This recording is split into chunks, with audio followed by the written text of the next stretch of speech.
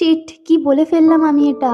তারপর চোখ পিটপিট করে শাহরিয়ার সাহেবের দিকে তাকাতে তিনি হেসে বললেন, ব্যাপার না মামুনি, তুমি তো আর জানতে না। থাক, বাদ দাও। ওই ছেলেটার মাথার সমস্যা আছে বুঝলে, তাই কোথায় কিভাবে কথা বলতে হয় জানে না। তারপর একটু নিচু হয়ে ফিসফিস করে বলল, জানো মামুনি, একবার তুরস্কে মধুর অভাব দেখা দিল, আর ঠিক তখনই শাহরাজের জন্ম হলো। এখন মধু তো সংকট চলছে, মধু কোথায় পাই। শেষে জন্মানোর সময় আর ছেলেটার মুখে মধু দিতে পারলাম না, তাই কথাও বলে অমন করলার মতন তিতা তিতা। শাহরিয়ার সাহেবের কথা শুনে আনাইজা না চাইতেও হেসে দেয়, সাথে আয়েশাও। তাদের হাসিতে শাহরিয়ার সাহেবও তাল মেলালেন। এই মুহূর্তে এয়ারপোর্টে দাঁড়িয়ে আছে আনাইজা আর আয়েশা। আজ ঈশানের তুরস্কে আসার কথা, তাই তারা তার জন্য বাইরে ওয়েটিং এরিয়াতে অপেক্ষা করছে।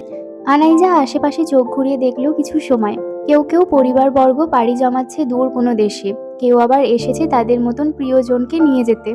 আবার কিছু মানুষকে কান্নারত অবস্থায়ও দেখা গেল, হয়তো প্রিয়জনকে বিদায় দিতে এসেছে। বিদায় শব্দটা মনে পড়তে আনাইজার বুকটা ভার হয়ে এলো। তার ভাইটাও তো দুদিন পর আবার চলে যাবে সেই দূরে, সেও হয়তো বিদায়বেলায় এইভাবেই কাঁদবে। এই সব ভাবনার মাঝে বের হয়ে এলো ঈশান। বোনকে দেখেই খুশিতে হাত নাড়িয়ে আপি বলে ডাকলো। তার ডাক শুনে আনাইজা ফিরে তাকালো। ভাইকে সামনাসামনি দেখে আবেগপ্রবণ হয়ে ছুটে গেল ভাইয়ের কাছে।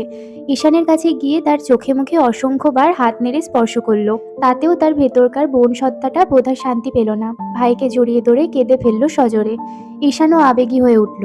বোনকে নিজের সাথে আরেকটু শক্ত করে জড়িয়ে ধরে আরেক হাত দিয়ে বারবার মাথায় হাত বুলিয়ে শান্ত করতে ব্যস্ত হয়ে পড়ল।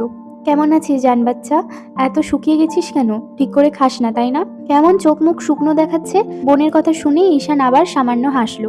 কণ্ঠে নমনীয়তা বজায় রেখে মাথায় হাত বোলানো অবস্থায় বলল, আমার জিম করা বডি এত সুদর্শন মুখশ্রী তোর কাছে বাজে লাগছে?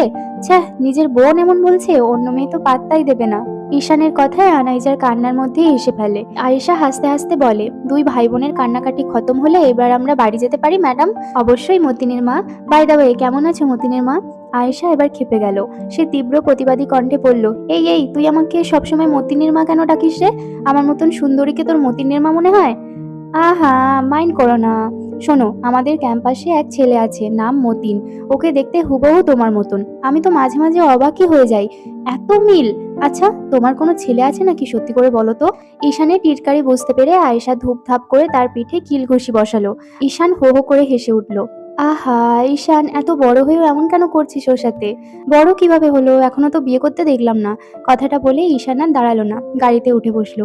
আয়েশা রেগে গিয়ে দাঁতে দাঁত চিপে ওর দিকে তাকিয়ে আছে।